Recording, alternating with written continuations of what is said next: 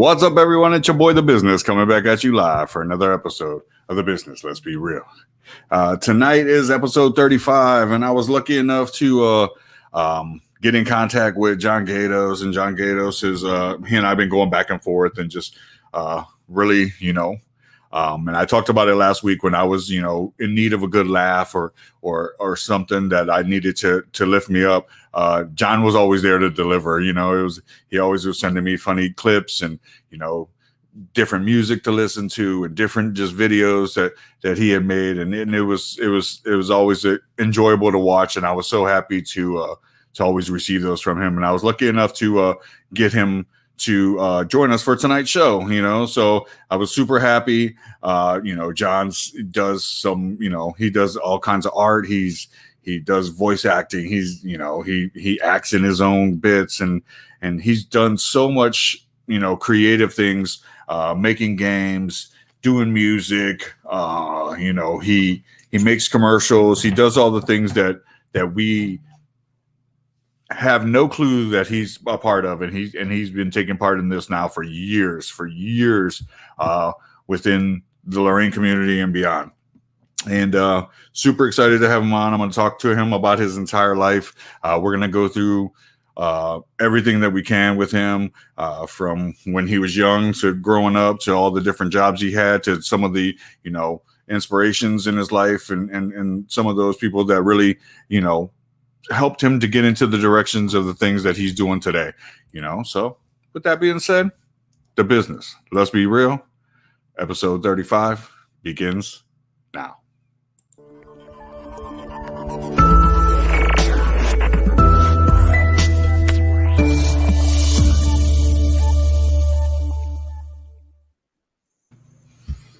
What's up, everyone? Welcome back to The Business, Let's Be Real with John Gajdos. John Gajdos, how you doing tonight? I'm doing fine, Tony. Thank you very much for having me on the show. And hello, everybody out there. So hope a lot of people chime in. That would be nice. I appreciate it. I talked about some of the things, that I know that you've been a part of. Like I said, you've sent me all kinds of cool, funny videos, and I get to enjoy those because, you send me all kinds of stuff that, makes me laugh, and I enjoy it, with the funny videos and the jokes and the pictures you send me. And, I'm getting to see the art and the games you create and, all the things you're writing. And, so I kind of want to bring that to life tonight, if you don't mind. No, that's great. I'm looking forward to it. It's going to be fun. I appreciate it. Let's see, because I did write down a bunch of stuff. Now, when you and I talked previously, you had kind of sent me somewhat a timeline of your life, some of the things that you've gone through. And, I don't know if people know you because you've been in the Lorraine area for so many years now, that you were actually born in California. Can you, talk about what California was to your family? Like, I don't know if you had family already in California or if you still have family in California. Like, what was your guys' tie to California when you were young? My mom, she was born in Fort Jones, California. That's about 30 miles from the Oregon border. Little town. I mean, by the time, when I had first visited Chico, I could have walked the main street in 5 minutes and seen everything. So it was a very small place. And my grandparents lived there. And we'd been back and forth to visit them many times. And so my dad was born in Ohio, but he was a serviceman and out posted at Chico Army Airfield. And so he met my mom at a fair, and then eventually, they got married, and they had three brothers, or my three older brothers. Okay. They were 9 to 12 years older than me. And then I came along 9 years later, and my mom really wanted a girl, and the doctor said, it's a boy. And she goes, are you sure? but so we had a lot of granddaughters for her, so she was happy. That's good. That's good. Now you guys moved though then after you said you were 9 years younger to the three older brothers, and then you came along, and then soon after, like within 3 years, you guys end up making the move then to Ohio, which is the new move for all of you except for your father, correct? Yeah, I mean, I don't remember living in California back then, of course, but first thing, we moved in 1960. I'm pretty sure it was 1960, in the dead of winter, and it was so cold that I had gotten pneumonia. And so my first memories were at St. Joseph Hospital.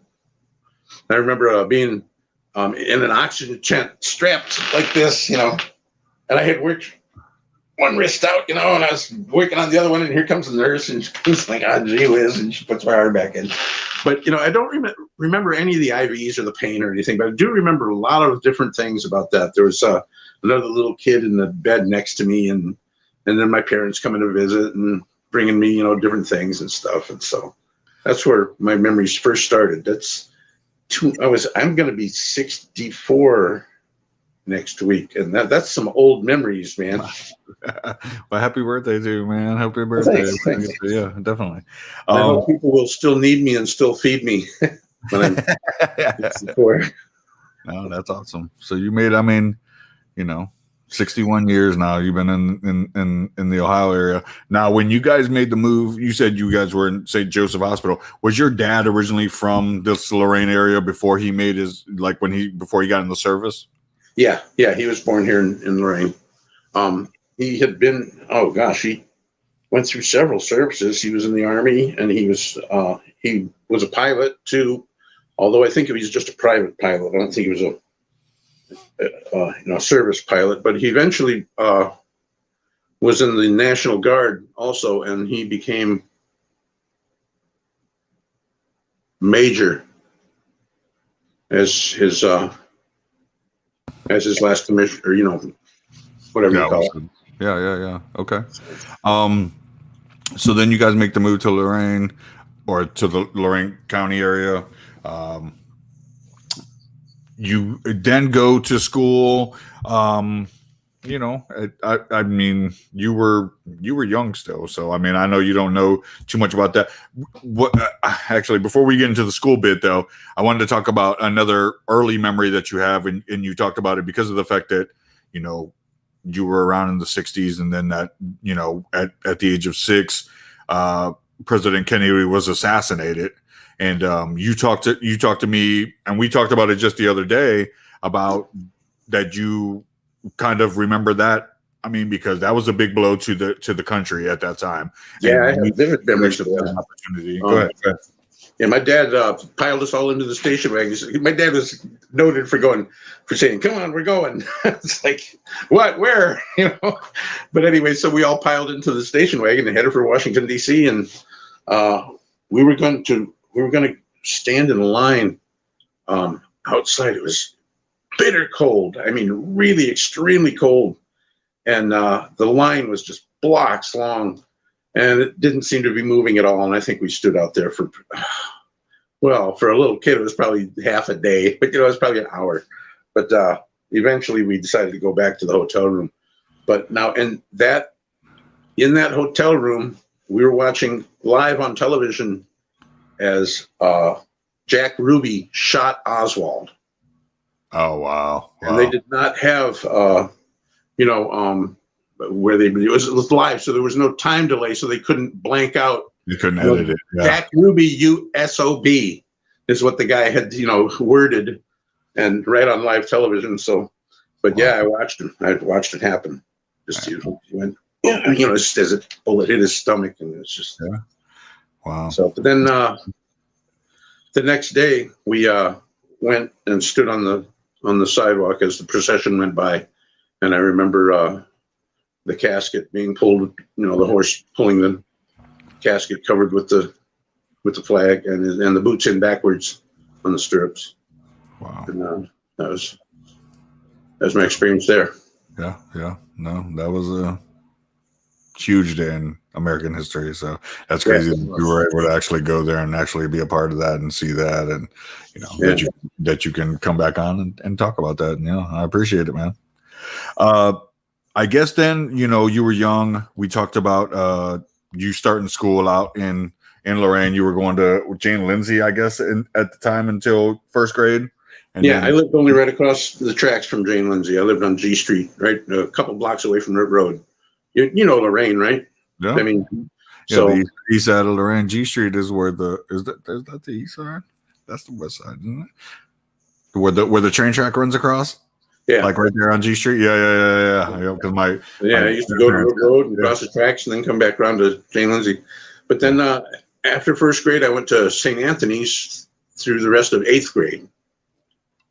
And can we talk about that time, because you were going then to school, to a private school, Catholic school at that time, I would say, and can you talk about that, because it's totally different than what it is today, and you and I alluded to that the other day. We were like, man, so can you talk about that time at all? Well, yeah, I mean, we had to go to mass every day and hear it in Latin. Like, that was a whole lot of good. Yeah. We didn't even take Latin in school, but anyway, you had to wear a tie every day. So that was kind of weird. And everything was, pretty regimented. And I mean, there was some disciplines and things that I learned there that was good. And then on the other hand, there was some things there that,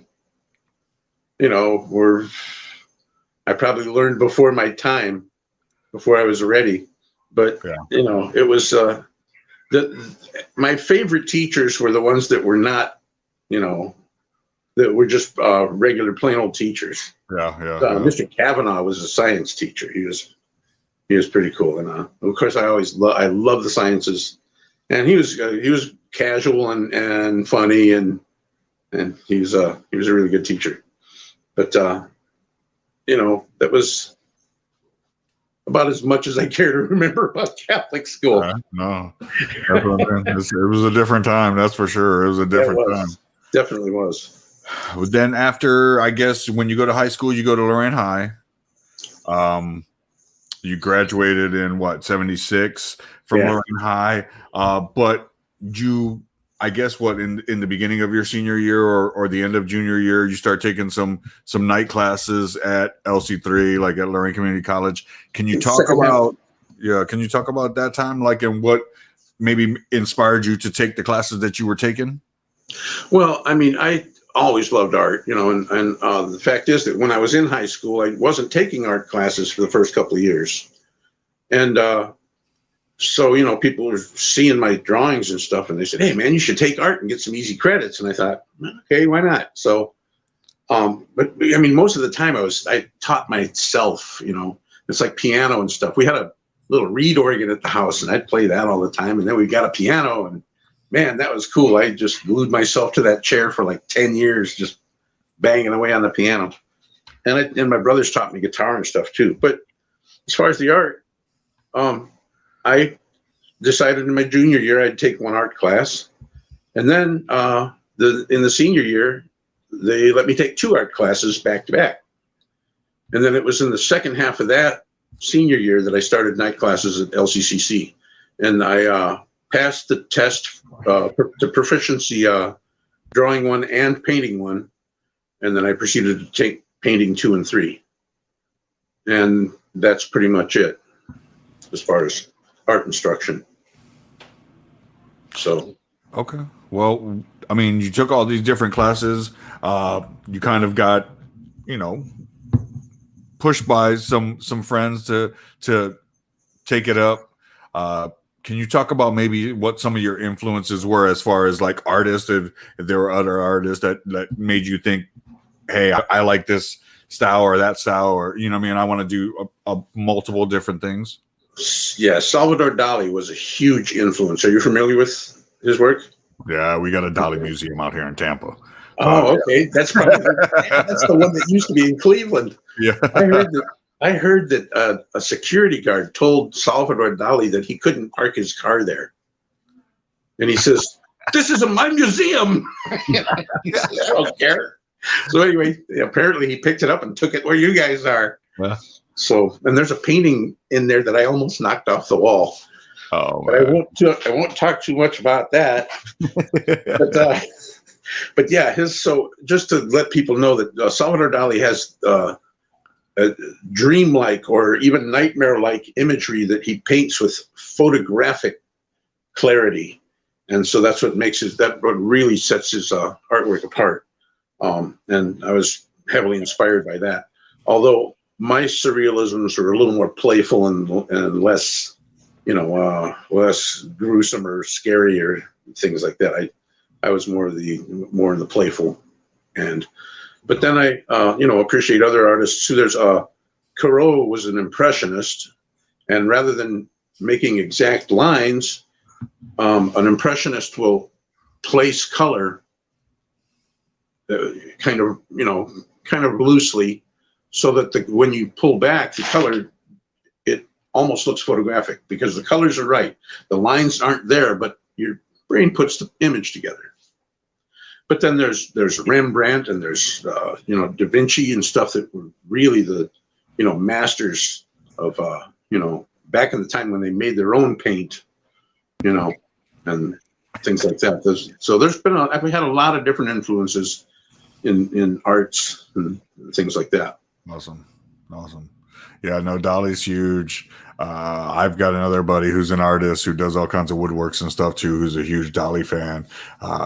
So we have this chat all the time, and he's got a bunch of artwork of him up throughout his house, and as we walk by things, he'll be like, you know what that is, and he'll tell me the whole story behind it, and it's so cool. Like, I mean, even just seeing, and I know you know this to be true, even just seeing old photos of Dali, like he's got the mustache and he's got the look, and it was like he knew how to like change things and make people see things from different angles and put you it's like so cool. It's so cool that that's one of your inspirations into art, because of the fact that and like you said, I mean, the old school classics, Da Vinci, Rembrandt, I have an old Rembrandt here at the house, and it's actually a self-portrait of him done by him, like that I have put away, like that I don't. Is that a print or is that for real? That's for real, actually. I got it from gosh. Yeah, like I got it from Pops way back in the day, and he was like, "Listen, just save this, put it away," like awesome, man. Yeah, and it's like you should at least get it in a glass case so it can be displayed. Oh, I know, and it's like. But I keep it put away, and nobody sees it. But I mean, I love Rembrandt, so I had it out before in an old school. Like I stayed in like an old style house back in Lakeland, and it had a fireplace and it had columns from the living room to the dining room, and I had this Rembrandt over the fireplace, and wow, it was so cool. It made it like put everything together. And I mean, it was like, the old man Rembrandt with the big beard coming, just looking over the place. And and I've loved art like my whole life. And I don't think I've ever told that on the air as far as like the Rembrandt story to anyone else. So that, because of the fact that you look at him as an influence to what you do and some of the paintings that you've done. Just want to tell you, I'm a huge Rembrandt fan as well, man. That's excellent. And it's really awesome that you have something that's actually made by that blows me away, man. So cool. Let's talk about, I guess, college after Lorraine High. You do the early classes, get some credits through some of the art classes that you were taking. Then you end up graduating out. Can you talk about what I guess your degree was in? It was funny because you were kind of like, I got a degree in such and such, and you never really said what. Can you talk about the degree and just I got a degree in miscellaneous nonsense. Yeah. That's it. It's not an official degree, of course. I got 100+ credits, but it was nothing in particular. I mean, I took some required courses. I took some, phys ed, and I took some math and stuff. The math was really beneficial for me because oh my gosh, let's drop back to high school just for a minute. I did not like math in high school. The teacher was dry and boring. He talked to the board and he was monotone and he was just really boring and he would do his thing. And one time he drew this cube on the board and he drew 3 dots and he drew these 2 lines that connected A to B to C.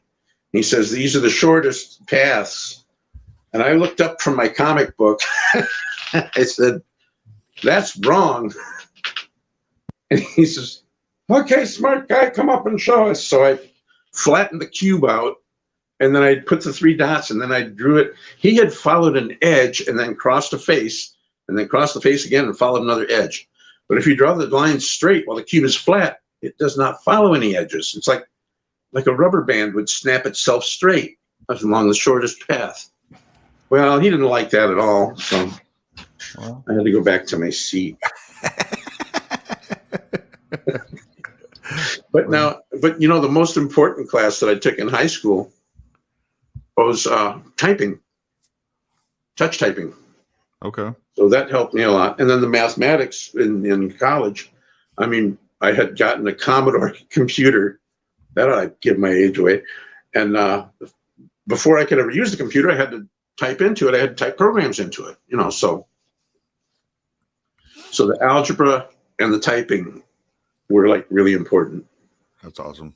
And it's funny because I was talking with my wife about it on how, what people have degrees in have nothing to do with what they're doing in life. And this to be true. My wife is, and I always bring it up on the show, my wife is one of the few people that went to school and got a hotel management and hospitality degree and is actually using that exact degree today. Well, that kind of a degree is more readily available for a fill, to be able to fill something.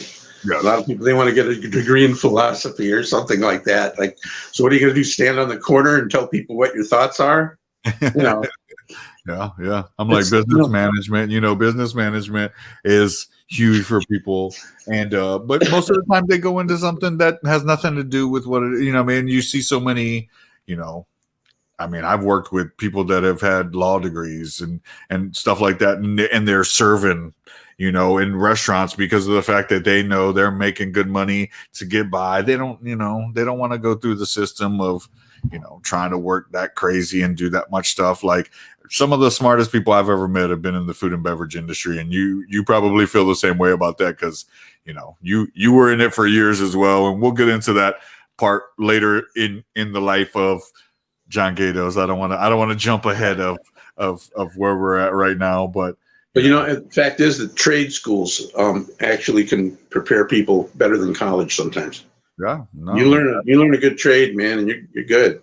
I'll tell you what, we talked about that as well.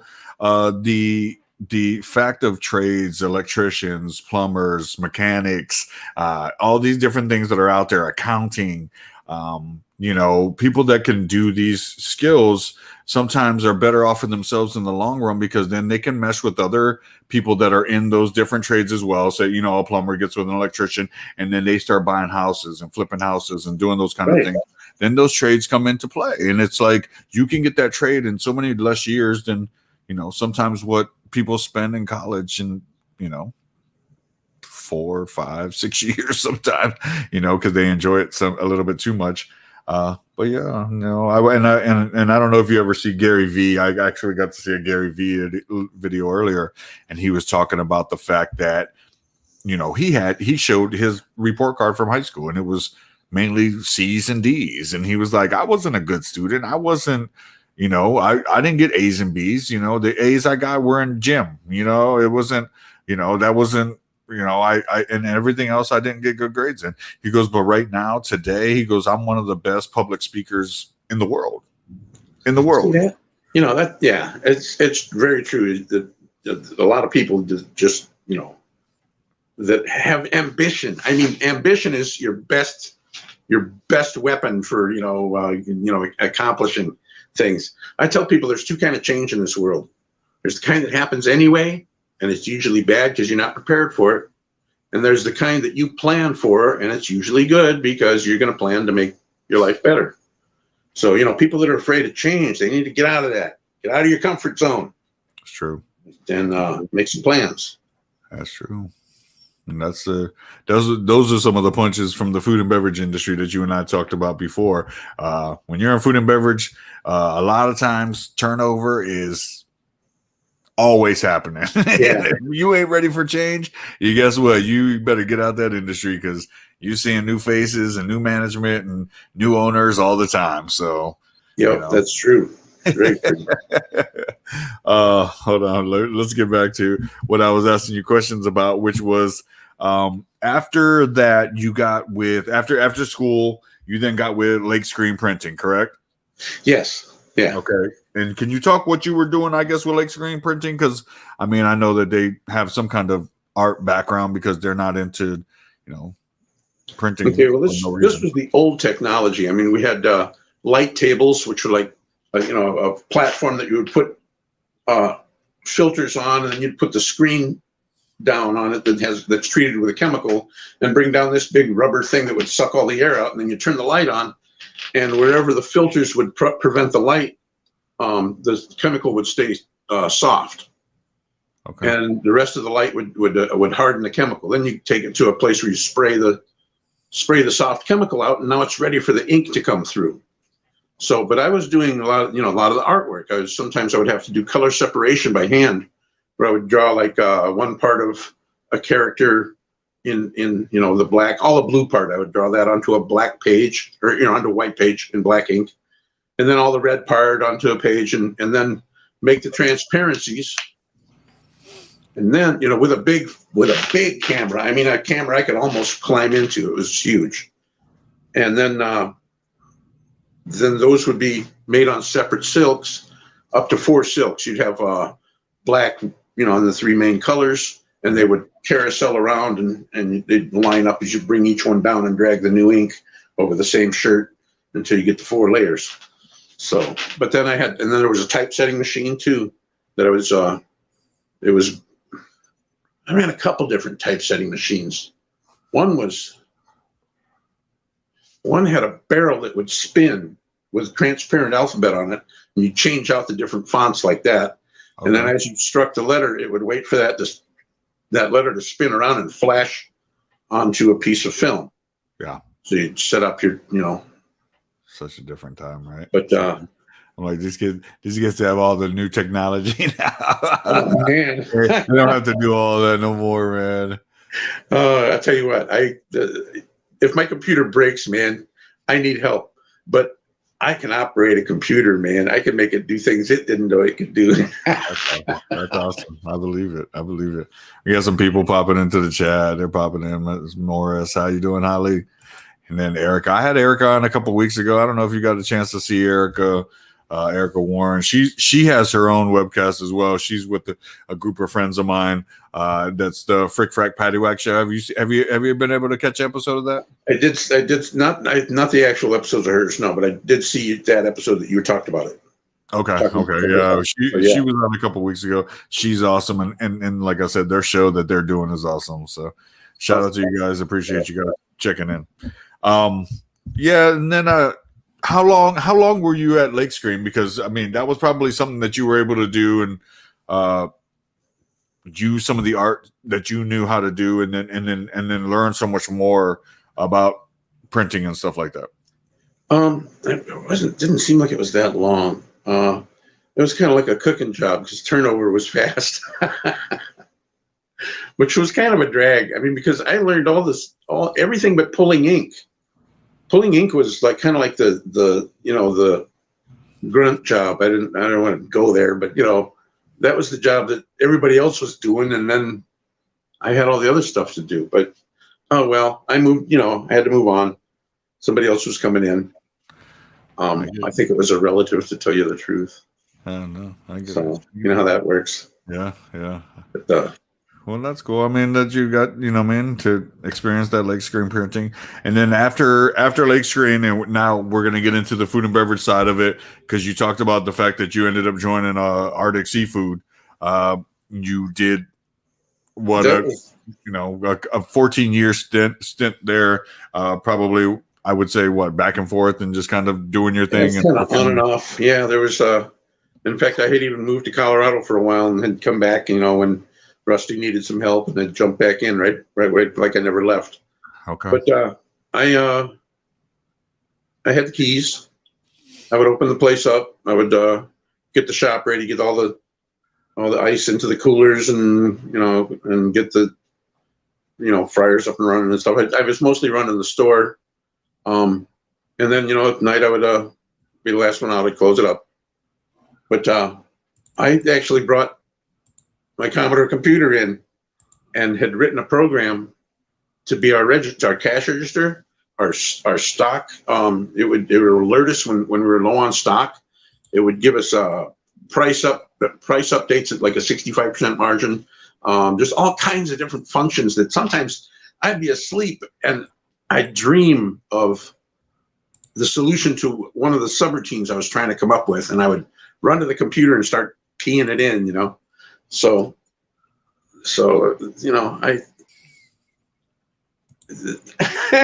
I tried to use what I knew as much as I could in that business, but still I learned a lot there too. Did a lot of things there, and I helped on the fish side too. I never did cut fish, but I had to help, bringing fish in and out and running them through the scaler, which I always felt terrible about. It does like shred them apart. You're like, good oh man, they come out like, like, what'd you do? Why did you do that? All stiff and everything. You got to wait for them to like die for a while before you can cut them because it's like cutting leather. But poor fish. But anyway. Well, you did, like you said, you worked at Arctic. You kind of went back and forth. I didn't bring up the Colorado bit just yet, but when you ended up doing some artwork for them as well, didn't you do the billboard? Was it the billboard at Arctic that you ended up doing? Yeah, it was a billboard that used to be in front of the building. Okay. It got eventually the weather took it and it knocked it down and stuff. But yeah, one side was a little pier that you could see the Lorraine Lighthouse off of, and there was a seagull with a perch in his mouth. And the other side was an old gillnet boat, which was just, part of history. They don't allow gill netting now. But I just, painted the fishing boat on the other side. Well, what's funny is that actually I'm like flipping through things as you and I are talking, and I am going to go screen to screen now and kind of show people John Gajdos at that time. Okay. Like doing that billboard. Kind of bring that up. I'm sorry that you guys are able to see the rest of my screen with my screen. That sharing pile of hair. That pile of hair is my head. Just in case people can't figure that out. Yeah, look at that guy. I was like laughing about that when I saw that the other day. I was like, John's probably going to kill me when I put this up. He's like, dude. No, it's cool. Yeah. So that was the side that faced the parking lot.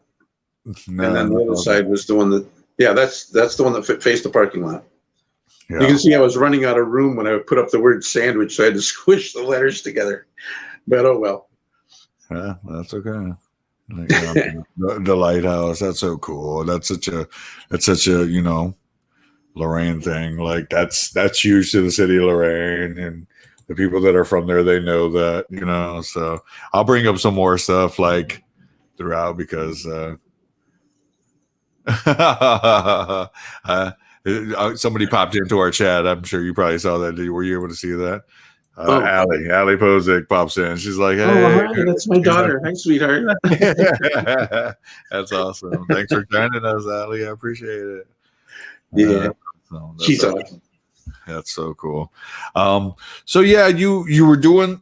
I don't know. Did you do the billboard? I guess before you ended up going to Colorado, then and making a stint in Colorado. Yeah, I did. Okay. And then can you talk about, talk about the transition to Colorado? What made you, without going into, detail that you don't choose to go into, what made you make a trip to Colorado, and how was that transition for you? This is weird. I had been looking for work, at the time I was out of work, and a friend of mine in Colorado, I was talking to him on the phone. He says, "Why don't you move to Colorado?" And I said, "Okay." And I saved up some money, and like a month or so later, I got in my little Pinto and packed everything it belonged to me, and I drove out there. I got there on $60 worth of gasoline. Can you believe that? Yeah, that's crazy. And it's uphill. I'm like, and I don't know. Yeah, I'm like, I don't know when you made the trip, but back in the 80s, man, when gallons were 99 cents a gallon, and in the 90s, you know what I mean? You could zip and go, and I mean, I don't know. Where'd you end up making the trip to in Colorado? Because I was just in Colorado. The wife and I made a trip there like 2 years ago. Loved Colorado, loved it, like loved the place, like so cool, beautiful. The weather's so nice. I was mostly the Denver area. Yeah. But okay. I went to Longmont to hang out with my buddy for a little while, and but there was no jobs in Longmont. So just before I had moved out there, a friend I knew. Her name was Dee Volak. She said, "Hey, I live in Denver. If you ever want to come by, we could give you a place to live, really." I said, "Okay," I thought, okay, whatever.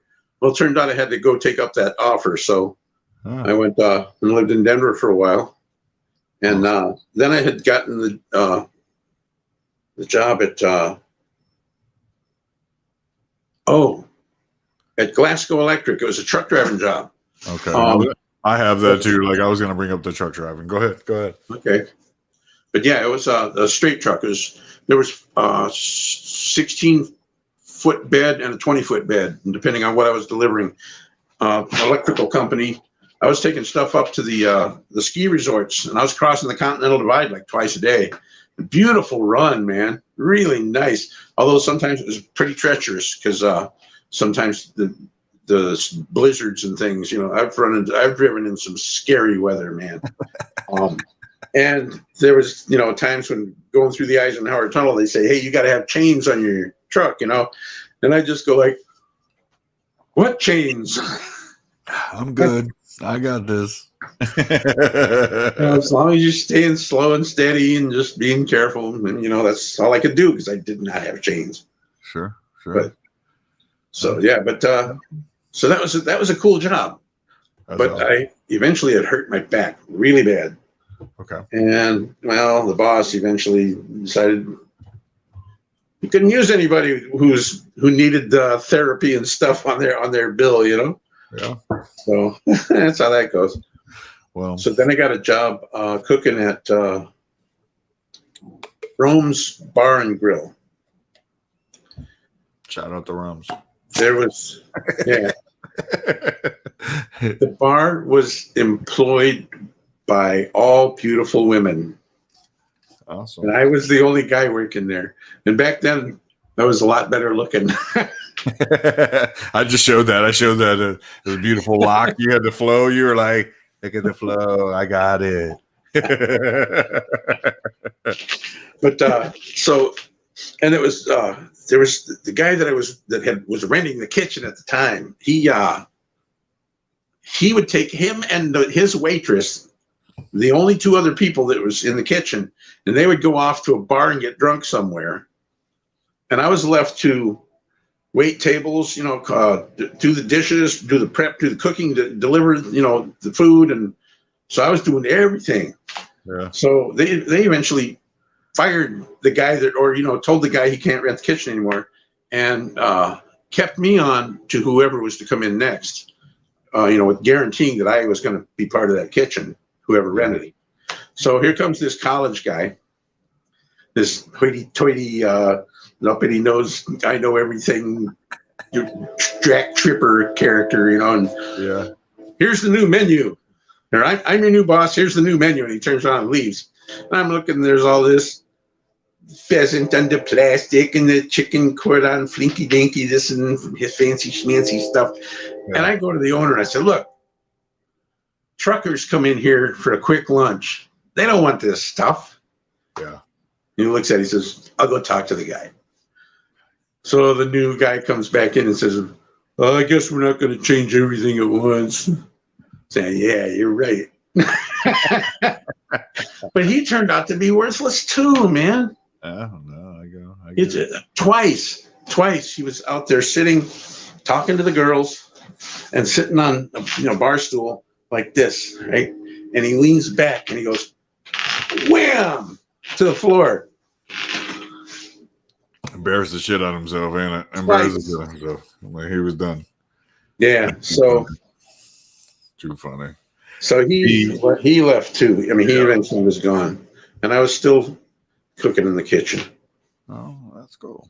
But then I moved across town because I found a better place and got a different job at Johnny Pastori's, which is another kitchen, and he was a good guy to work for. But then I worked at a Ramada Inn or something like that. Yeah, was a sous chef. Wow. That's awesome. I know the Colorado life is different. You talked about the fact of, and you started to allude about the truck driving. You talked about, you did a stint in Colorado for what, like 3 years or so. I would say was the I was in Colorado for 3.5 years. Yeah, total, including all those jobs. Yeah, 3.5 years. And then after that, you came back to Ohio. Did you jump right back into food and beverage, or did you do the truck driving a little bit after when you first got back? When I first got back, I had to, grab what I could. I was doing a little bit of cooking. I think I probably went back to Arctic Seafood. But then I decided to go to Hamrick Truck Driving School. And I took a quick course and I got my CDL and I was driving semi for a while. So, that was helping pay the bills. Yeah. And, but eventually I wanted to go back to a normal job because as much as, I was making, $100 a day, which by today's standards ain't really all that. Back then it was okay. But when you're out on the road and you're committed to stopping at truck stops and you're paying 6 to 8 times as much as you would at a dollar store for stuff, and it's just, and you're working 15 hours on the job and 8 hours off, and I'm home a day and a half to catch up on laundry and sleep, and I'm back on the road. And so I really had no life, and the money I had left over wasn't much different than having an 8-hour job. So, but I know I did work for what it was, Lorco, or there was there's a company in Lorain. But later I worked for John Kogelman, who was he was a detective in Elyria, and he had his own trucks. And man, he was a great boss, one of the best bosses I ever had. So it was awesome working for him. But eventually I had seen enough of the cement, and I just I needed to get some life back. So I get it. I can't imagine being. I mean, listen. What I look for in the future is someday when my kids are older and they're doing something, professionally. Hopefully, they call on dad and they're like, "Hey, dad, you want to come drive me from place to place and just hang out?" And I'm like, "For sure." Like that'll be my gig. Like it's like whether they're need somebody to take them to work or take them to their whatever their professions may be, or they want to go hang out with the friends. Hey, give me a call. I'll come pick you up and take y'all. Make sure y'all get there safe. Make sure you get home safe. Like that's what I mean. I'm good with that.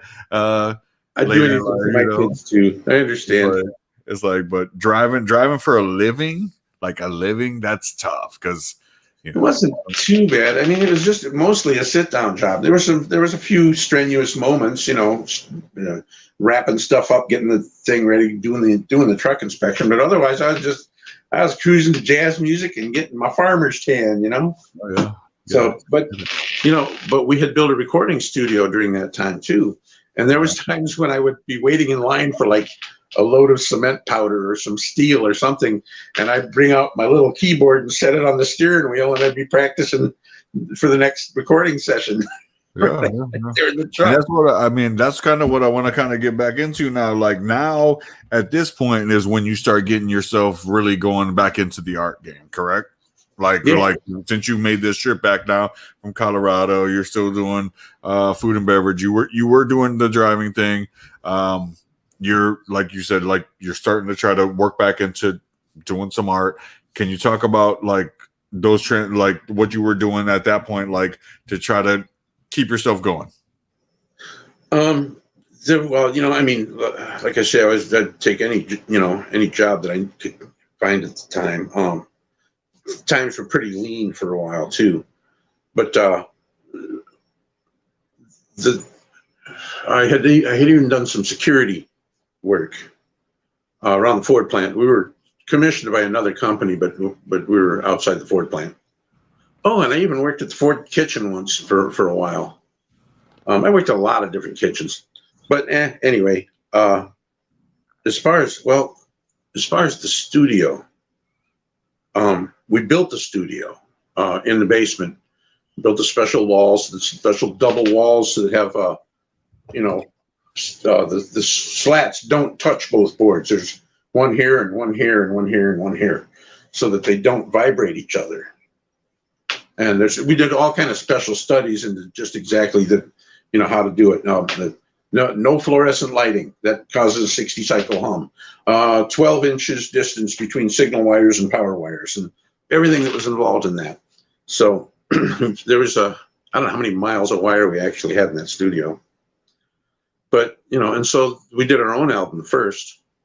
And I played keyboard, guitar, and bass and sang. And so I actually had most of the tracks in the album. I think I had 4 original songs on the album that were mine. But I always appreciated the other music that the other artists had written too. I like their music better than mine, really. But that was that was so much fun. And then when we started recording other people, I decided to offer CD cover design. So I would take their photos and design their backgrounds and all this stuff, and got all the little parts with the little symbols and things that you normally see on a CD, and put all that together with Photoshop. So that way they had a one-stop place for all their recording needs. Yeah. So it was fun. A lot of fun. That's awesome. I guess then after the studio bit, you were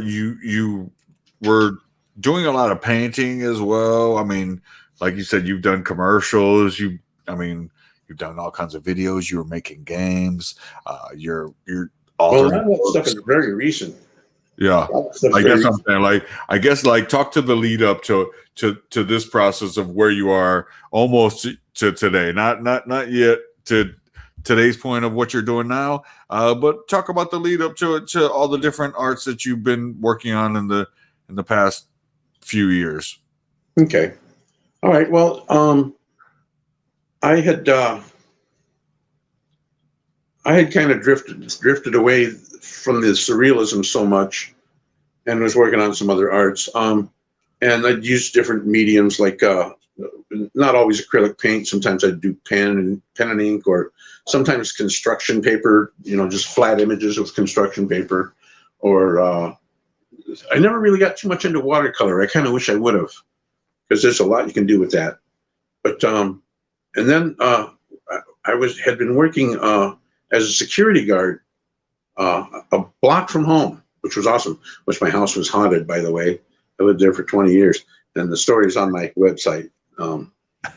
There's some really crazy stuff going on. Stuff that just bizarre things that you wouldn't think of if you were trying to write a fiction. You know what I mean? Yeah. Anyway, so I lived a block from work, and I eventually, and he was another awesome boss, man. Jim Witt. He had Witt Guard Security, and he's a great guy. So eventually he had to sell the business, and these 2 other guys took over, and at that point I was dispatch, and they decided I had a bad knee. I had started developing a bad knee. I was crossing the Basco Bridge one day, and in the wintertime, and I twisted my leg, and it started the demise of my knee. And so I was dispatch, and then they decided to bring in one of their friends. And so since I was a block away, I became the Minuteman whenever somebody didn't show up. So I was filling in all over the place. But eventually they put me on a beat down by the pier. And so I had to walk 360 foot of angled ramp every night. And that tore up my knee even more. And it's just getting worse and worse and worse. And then the business decided to move off beyond Sheffield somewhere. And so I was kind of left behind, very, sneakily left behind. But there's some details I'm going to leave out. But anyway, so I had to come up with something to make some money. So I started painting portraits for $100 a face, with a 2-face maximum. Because I mean, if you get more than 2 faces on a canvas, you're working on little teeny details you can't even see anymore. So, and my eyes are fuzzy anyway. But so I started doing portraits, and that covered the rent for a while. And then eventually I applied for disability. So that's where I'm sitting now. But and then in that time too, I also discovered that I like to write. So I started by writing some stories of my life, and of course, wanting to archive that stuff. As I did, I began to remember more things, remember more stories and stuff about my life, and which was cool. It was kind of like a domino effect. One thing would remind you of another. So that got to be something I was doing for a while. And then I would dramatize the stories too, so you could, with music and sound effects and things. Yeah. So then I decided, there had been a story cooking in my head for like 30 years. It was inspired by a Frank Zappa tune called Let's Make the Water Turn Black, I think it was called. And it was recorded like a twice speed. It was going, now believe me when I tell you that my song is really true. I want everyone to listen and believe it's about some little people from a long time ago and all the things the neighbors didn't know. And so on and on and on. But anyway, in the story it was Kenny and Ronnie. And the one line was Kenny's Little Creatures on Display. So I wrote the book, Kenny's Little Creature. Before I had done that, I had written some other short stories. Mind's Mirror, The Story of Black House, some other short stories to kind of hone my skills. Yeah. Because I knew I needed a little more practice for it before I finally tackled the big one. But then I finally did. So that was kind of awesome. And that's available on online at that ebook place. I'm gonna actually let's sit back in. All right, let's sit back in. I'm gonna flip through some pictures and stuff of what was sent to me recently from you. I know you were working on this one, which was the second set to the. That's the other side of the same billboard, yeah. Yeah, and then we'll keep rocking through. Sorry guys, if like I said, if you see the outline of my screen, I apologize. I am just doing a screen sharing. Oh, there I am again with my hair. There's John with the flow. I did that when I was 7 years old. I did that when I was 11 years old. I'm like, this is early stuff. He's a kid. That was Crackle. Yeah. When I showed my brothers that picture, they said, "You didn't draw that." I said, "Yeah, I did." I'm like, these are There's the some games of I invented. yeah, I'm like, these are some of the old games. And there's the books of some of the books that I've written. Those are actually photo albums. I just printed some pages that would fit down inside to the photo album. So yeah, that's awesome. Nice way to put books together. Oh, there's Milo. Oh man, I should show you a couple of my characters. Sorry, I'm like trying to keep them all together. Far out, Rolling Stones. Milo makes the scene. Like Cooking with John. Can you talk? I guess can you talk about Cooking with John? Because I mean, sure. Oh yeah, okay. That's a good little show that you got going on. Talk about that. Actually, today at the restaurant after church, a couple of kids from church that happened to come there too. They came by and said, "It's you. We watch your show." I'm thinking, "Oh yeah, which one?" And they said Cooking with John. I said, "Yeah, that's me." So it was pretty cool to have a couple kids come up and recognize me. That is awesome fun. It started. I discovered the Windows Movie Maker, right? And I thought, wow, this looks pretty cool. So I decided to try something, you know. And I was goofing around, and so I decided, oh, let's do a cooking show. And I did crackers with peanut butter and chocolate pudding, and it was just a stupid joke. I was just grabbing some bits that I could like add it together and stuff, and I put it online, and somebody, you know, laughed at it, and then I did another one. It was onion burgers, and that was when I had to move out of Black House because, well, that was a dead of winter, and I had to lose almost everything. I left almost everything behind, but that's another story. No, but so then eventually I moved to another place, and I started doing these cooking shows, and my one of my nephews says, "Hey, man, you should just concentrate on the cooking show." I got the John Show, which is kind of a variety show, and I've got the Truth About Science, which actually is a serious show. Yeah. But the cooking show, man, people like it a lot, and I do different characters on the show too, and I can actually put on a couple of the characters if you'd like. Yeah, for sure. I don't mind either way. You know that. Like, all right, you can roll some more of this if you want to. Yeah, I'll keep chucking through. I've seen the other show, the science show. I like that show. I've caught some bits of that and have been like, wow, like, you know, because I think that you are a little bit more, you know, just trying to dig into things and make people more aware of different things that are going on in life. This is, you know, a clip of the John Show. Yeah, notice the cup of pizza there. Yeah, I saw that. It's like in a coffee mug. He's got pizza floating there. That's awesome. But yeah, in the science show, I'm trying to show people that they need to examine things instead of just believing what they're told all the time. Yeah, because the fact isn't a lot of stuff that's presented as fact, and it's not fact at all. And they just want you to believe what they're telling you, and you know, but there's nothing to support what they's saying. I get it. I get it. Oh, the science show was cool. I learned something. I painted that in 1977. Todd Rundgren actually has a print of this. I went to a concert at Gray's Armory in Cleveland, and after the show, well, no, it was before that a friend of mine had taken a print of this on a piece of cardboard wrapped in cellophane.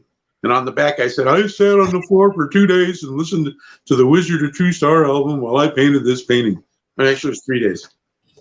So, wow. Then after the show in Cleveland, I ran into Michelle Gray, which is Todd Rundgren's wife. I said, "You're Michelle, right?" And she says, "Yeah." I said, "Have you ever heard of a painting called The Twisted Jawbone?" And she goes, "Oh, yeah, we have that in our living room." I said, "No way!" And she like jumped back, and I was like, I said, "I painted that." And she grabbed my hands and says, "Oh, thank you, it's beautiful." And I'm going, "Wow, this is awesome." You know, I said, "Is it framed?" And she says, "No, it's on cardboard and it's wrapped." And I knew she wasn't lying because that's the way I delivered it. You know, so that was kind of cool. But can you talk about what's going on in this particular piece?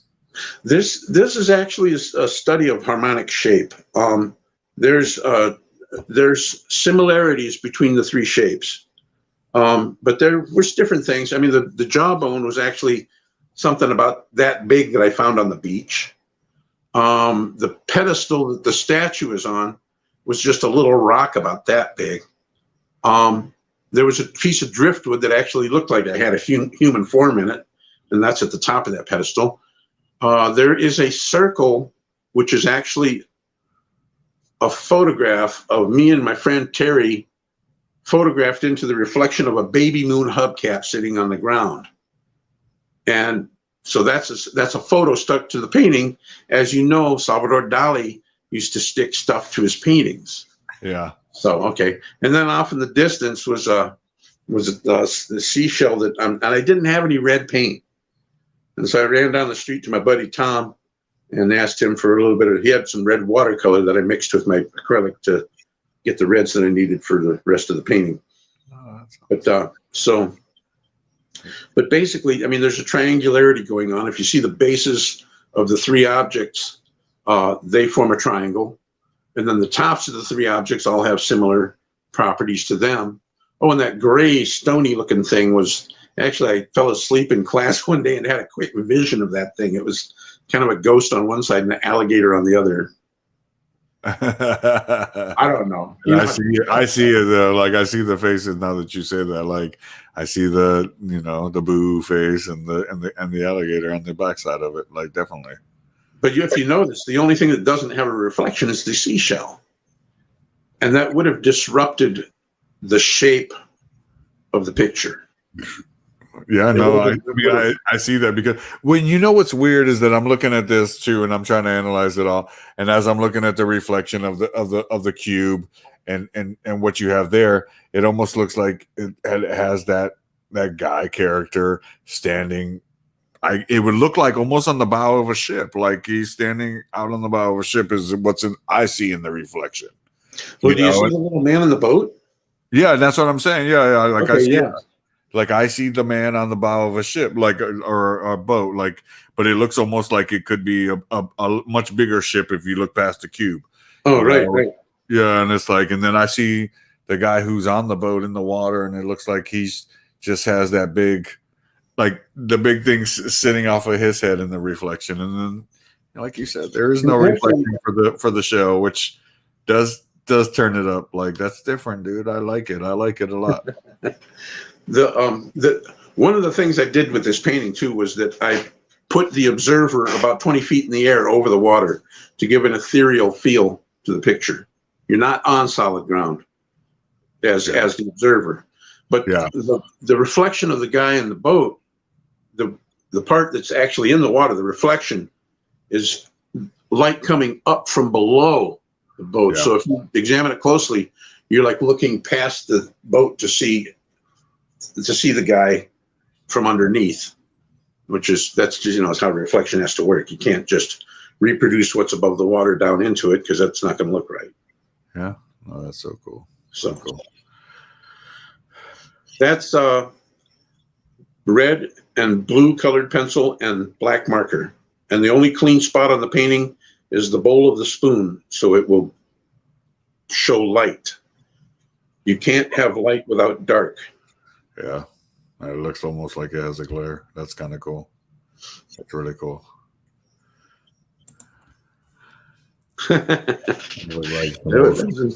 That's pretty small. That was inspired by Frank Zappa's album called Them or Us. That's some colored pencil and chalk, and that was actually inspired by a cosmetics advertisement. Oh, that's awesome. Acrylic paint. Pastels, objects at play is what that's called. But that's I'm like, what exactly is all of this going on? I kind of explain, I guess, this one, because this one is a little bit mind-bending. Well, this is at night when you're asleep and all the objects in the house decide to come together and play. Okay. No, notice the thread doesn't have an actual line for the thread, but rather kind of a smoky area where it is twitching out of the way. So it's kind of impressionistic in that way. But so there's a can opener, pack of matches. You can see the little emblem on the pack of matches, and the nail and the scissors and the marble and the thread. Yeah, no, I get it. I just wanted you to explain it to him, let him see what it is that you're doing. Talk to me. This is called, what did I call it? You were like, what did I name this again? This was an absence of not absence of inspiration, but anyway, this represents an uninspired artist. This represents a mind block, like a block when they hit a wall. Yeah. I want to say that's what I thought when I saw it. I looked at it like somebody's just hit a wall, like they've got a block. Like I don't know what to do. And so many artists go through this. Smothered imagination. That's what it's called. Okay. Yeah, no, definitely. Like it looks like they've hit a wall and they don't know what to do. Like, what do I do? What do I want to? And you show past the wall, and there's so much to go on. Like that's the first thing I did was I graded the canvas from pink to yellow, so it was a smooth grade. and then I just gently put in the brown horizon and faded it into the yellow. That's perfect. Awesome. So that was the very first step of that painting. Yeah. Oh, that's cool. There's some paintings from the recording studio. Those big paintings are actually they have the corrugated bed foam inside of them, and so we had over 100 square feet of sound absorbing area that we could actually take off the walls. Art. What's that? I said sound absorbing art. Yeah. That's but awesome. then we could actually take those off the walls and hook them together with these giant paperclip things that I made, or like giant staples, and hook them together into an isolation booth. But awesome. The colors of the studio were from the fact that I had a pink and a blue marker and a black marker, and I was coming up with a logo, and that's all we had, and so it wound up liking it. So we based the studio off those colors. That's perfect, man. But the studio was fun. I'm like, like this is some of the stuff that you and I were talking about before, like that I was going to try to do with you, just to show some old school art that you've done and some previous stuff that you got going on, Now that girl was one of the girls I worked with at Rome's Bar and Grill in Colorado. Oh, awesome. The previous one that I had up. Yeah. Yeah, that's awesome. That's and then this one is a crayon. This is called Blue Lady. Someone did Blue Boy and someone did Pink Lady. So I did Blue Lady, and I'm going to let somebody else do Pink Boy. Oh, that's awesome.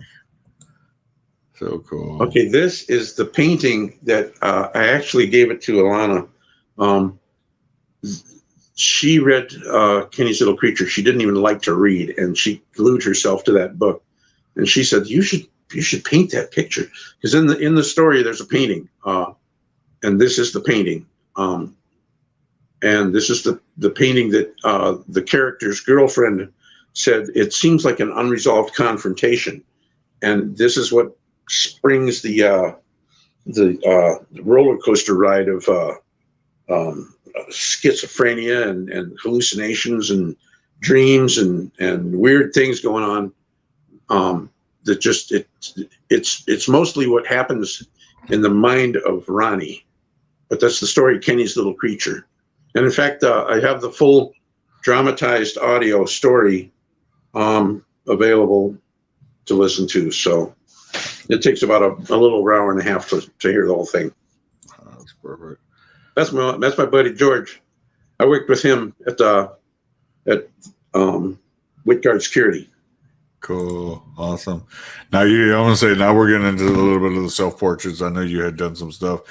You and I talked about the fact of this one was you had done it in parts, and we were looking on your Facebook page, and you were telling me how, not too many artists show. Yeah, if you have a picture available, you can put that up if you want, and we can show people why artists don't show their artwork until it's done. Because the first image was hideous, until it was finished. But this was kind of I did this from the girl's Facebook profile picture. She was sitting in the kitchen with a tiled wall, and she had on a T-shirt, and she had on like a heavy chain with like a razor blade or some kind of thing on it, but the picture was even kind of purpled, but it was lit from the window next to her. And the whole thing is when you're lit from the side, it enhances the depth of the face. It's just like if you was to take a flash picture from somebody from the front, it kind of flattens everything.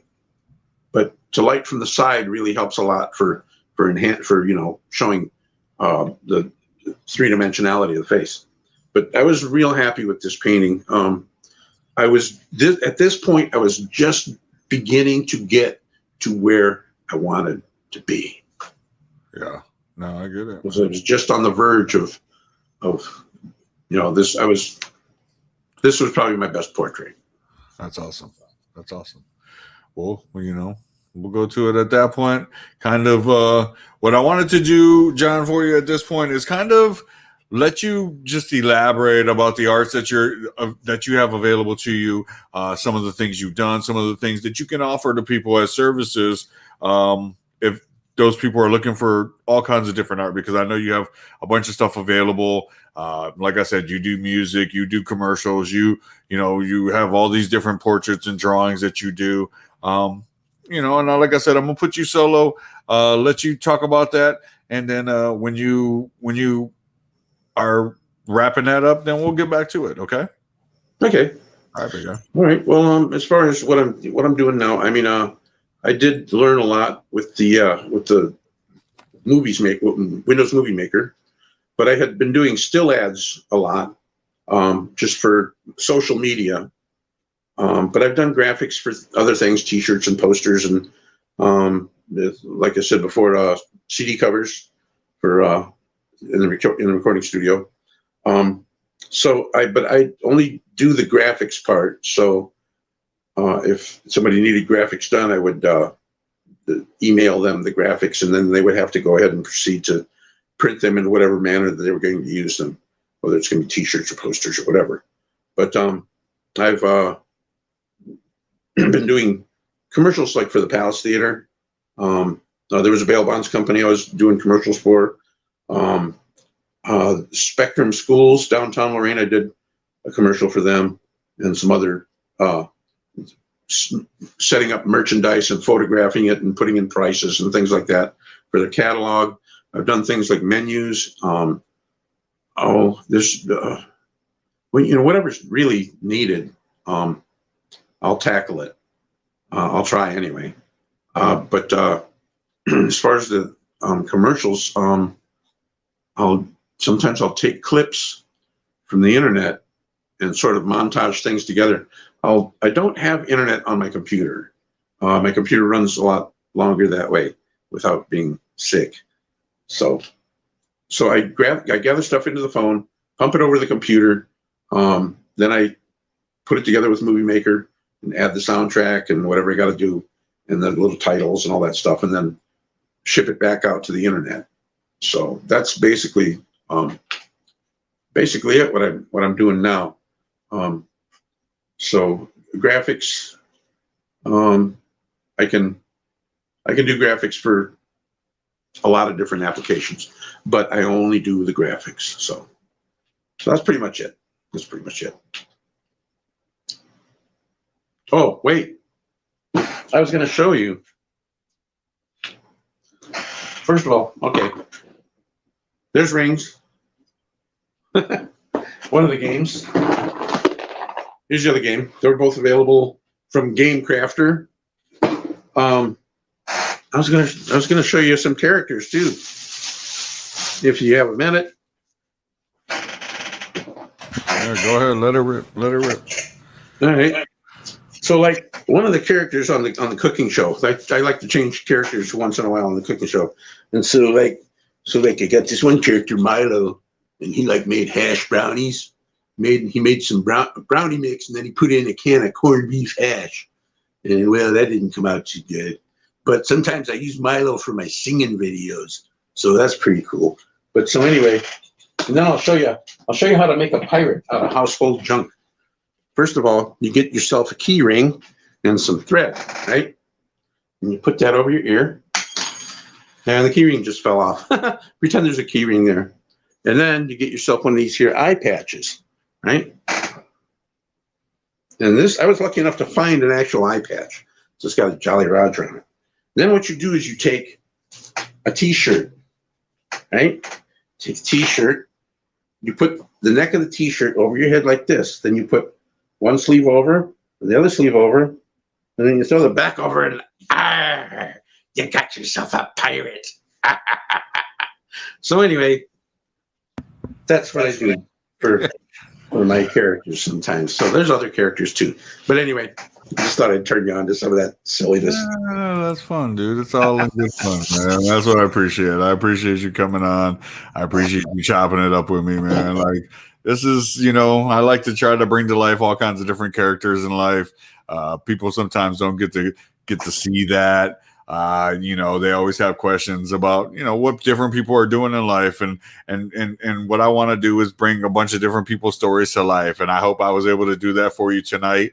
I appreciate you. I appreciate you coming on. We had a good time, and you talked about all the different things you do and that you're capable of. And yeah, at this point of it, I talk to you about it. And I like to play this part of the show where I play Pick Your Poison.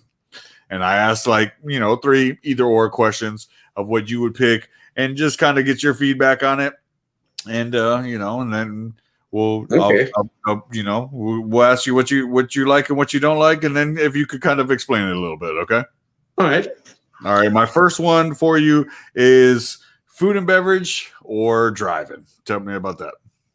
Oh gosh. Well, probably have to say food and beverage, since I do have a cooking show, and driving is, I do like to drive.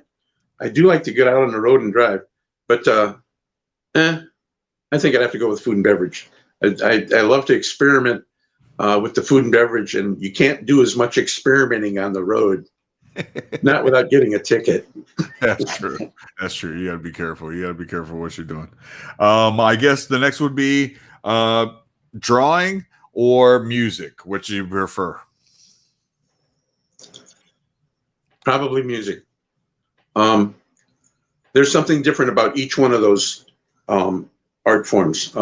When you do a picture, you see the picture all at once, and it's a frozen moment, and you can examine that frozen moment as long as you want or as short as you want, but you see that whole moment at once.